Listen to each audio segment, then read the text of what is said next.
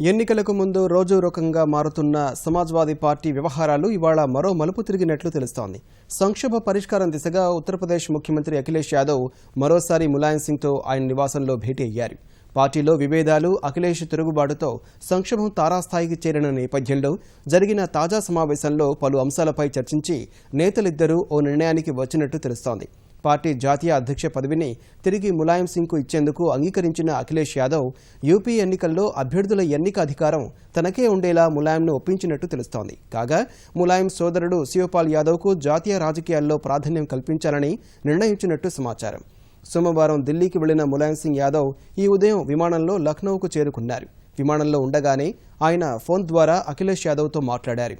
ఇరువురి మధ్య party senior నేత ఆజం ఖాన్ సమన్వయకర్తగా వ్యవహరించగా సయోధ్య కోసం అఖిలేష్ ములాయంతో సమావేశమై సమస్య పరిష్కారం దిశగా అవగాహనకు వచ్చినట్టు సమాచారం. ఎన్నికల వేళ విపక్షాలను అవకాశం ఇవ్వరాదనే ఈ నిర్ణయం తీసుకున్నట్టు తెలుస్తోంది.